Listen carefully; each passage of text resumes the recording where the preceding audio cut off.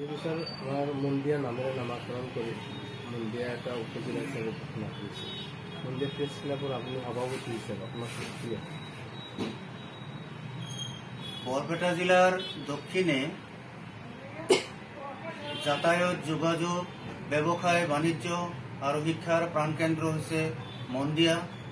এই মন্দিয়ার রাজহ চক্র, উন্নয়ন খণ্ড, থানা, শিক্ষা খণ্ড, অন্যান্য প্রশাসনিক কার্যালয় মন্দিয়াত অবস্থিত আছে। এই মন্দিয়াত রাজ্য সরকারে ইতিমধ্যে উপজেলা হিসাবে ঘোষণা করেছে আর উপজেলার সদর হিসাবে মন্দিয়াক ঘোষণা করেছে।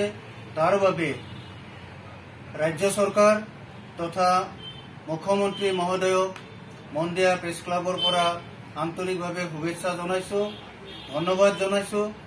লগতে পূৰ্বৰ বাগবৰ সমষ্টিৰ অধিকাংশ চৰ-চাপৰি আৰু পূৰ্বৰ জনীয়া সমষ্টিৰ প্ৰায় 8খন গাঁও পঞ্চায়ত মন্দিয়া উন্নয়ন খণ্ডৰ অধীনত বাগবৰ ৰাজহ চক্ৰৰ অধীনত অৱস্থিত হৈ আছে, পৰিচালিত হৈ আছে। ইয়াৰ উন্নয়ন, প্ৰশাসনিক সকলো দিশ মন্দিয়াৰ পৰাই পৰিচালিত হৈ আছে।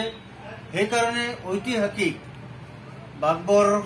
বাগবৰ তথা মন্দিয়াৰ এক ঐতিহ্য আছে। এনে ঐতিহ্যপূৰ্ণ ঠাইত সদৰ স্থাপন কৰাৰ যিটো সিদ্ধান্ত, এই সিদ্ধান্তক আমি আদৰণি জনাইছো আৰু ৰাজ্য চৰকাৰক অনুৰোধ জনাইছো এই সিদ্ধান্ত যাতে চৰকাৰে বাহাল ৰাখে তাৰ কাৰণে অনুৰোধ কৰিছো। আমি জানো যে ইতিমধ্যে বিভিন্ন ঠাইৰ পৰা যিখিনি এৰিয়া মন্দিয়া উপজিলাত পড়েছে বিভিন্ন বাদ বিবাদ বা প্ৰক্ৰিয়া হৈ আছে, কি ক'ব? নতুনকৈ গঠিত মন্দিয়া সমষ্টিৰ কোনোবা সীমান্তৱৰ্তী ঠাইৰ পৰা হয়তো সদৰ হিচাপে তেওঁলোকে দাবী কৰিব পাৰে, বিভিন্নজনে বিভিন্ন অনুষ্ঠানে দাবী কৰিব পাৰে।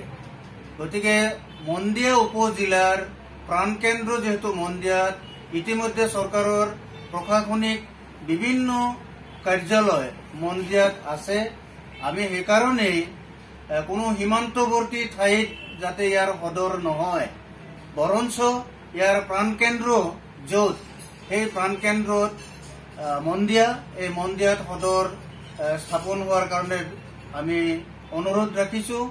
কিয় চৰ-চাপৰিৰ দুৰ্গম অঞ্চলৰ যাতায়াত যোগাযোগৰ সুবিধা হ'ব মন্দিয়া হ'লেহে। সেইকাৰণে চৰকাৰৰ প্ৰতি এই আবেদনটো ৰাখিছো। ৰিটায়াৰ্ড শিক্ষক আৰু আমাৰ ইয়াতে যিটো ৰিটায়াৰ্ড ব্যক্তি হিচাপে মন্দিয়া অঞ্চলৰ এটা গৌৰৱ ইতিহাস আছে। এই ইতিহাসৰ ভিত্তিতে নিশ্চয় অসম চৰকাৰে আমাৰ মন্দিয়া সমষ্টিৰ নামো ঘোষণা কৰিছে, তাৰ লগতে উপজিলাও ঘোষণা কৰিছে। এই বিষয়ে আপুনি কি ক'ব বিচাৰে? চাওক, মন্দিয়াখন হ'ল দক্ষিণ বৰপেটা অঞ্চলত মূলত সদৰ স্থান। এই মন্দিয়াখনেই যিটো চাৰ্কুল অফিচাৰ বা block development office, education office, বিভিন্ন কাৰ্যালয় ইয়াত আছে।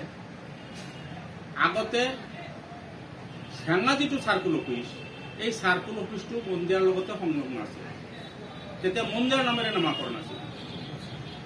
কলগাছিও মন্দিয়াৰ লগত সংলগ্ন আছিল।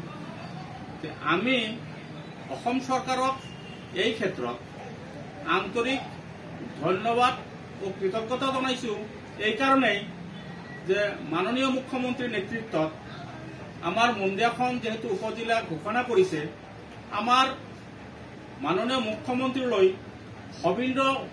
সবিনয় অনুৰোধ যাতে এইখনেই তেওঁ ঘোষণা কৰা মতে মন্দিয়া উপজিলাখন সদৰ হেডকোৱাৰ্টাৰ হিচাপে সঠিকভাৱে ইয়াতেই থাকে।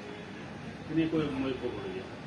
আপুনি মন্দিয়াৰ জ্যেষ্ঠ নাগৰিক হিচাপে আপুনি যিহেতু মন্দিয়া সমষ্টিৰ নামাকৰণৰ ভিত্তিতে উপজিলা হিচাপে ঘোষণা কৰিছে, কি ক'ব? মই প্ৰথমতে ক'ব বিচাৰিছোঁ যে আজি এই আগষ্ট মাহত আমি মন্দিয়াবাসীয়ে অসম চৰকাৰৰ পৰা 3টা আনন্দৰ খবৰ পাইছোঁ। আমি এখন মন্দিয়া নামেৰে এখন সমষ্টি পাইছোঁ। মন্দিয়া টাউন হ'ব বুলি ডিক্লেয়াৰ দিছে, লগতে মন্দিয়া উপজিলা হ'ব। তাৰ কাৰণে আমি আনন্দিত আৰু অসম চৰকাৰক আমি ধন্যবাদ জনাইছোঁ। ইতিমধ্যে আমি জানিব পাৰিছোঁ যে এই মন্দিয়া যিটো চাব ডিষ্ট্ৰিক্ট ঘোষণা কৰিছে, এইটো বেলেগ জেগাত হ'ব লাগে বুলি বেলেগ বেলেগ মানুহে চেষ্টা কৰি আছে। আমি এই সদৰটো মন্দিৰটো হ'ব লাগে, কাৰণ বাকী যি ঠাই আছে বৃহত্তৰ বাগবৰ চাৰ্কলৰ আণ্ডাৰত আজি জনীয়া সমষ্টিৰ 8-9খনমান জিপি আছে আৰু ইফালেও ডাঙৰ এৰিয়া। গতিকে এইটো হ'ল বৰপেটাৰ দক্ষিণ অঞ্চলত বাণিজ্যিক কেন্দ্ৰ।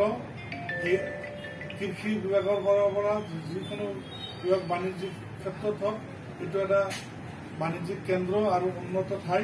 গতিকে আমাৰ মন্দিয়াতে সেই উপজিলাটো বাহাল থাকিব লাগে বুলি আমি আমাৰ সহযোগে দাবী জনাইছোঁ আৰু এইটো বাহাল থাকে যেন আমি এইটোকে চৰকাৰক অনুৰোধ জনাইছোঁ।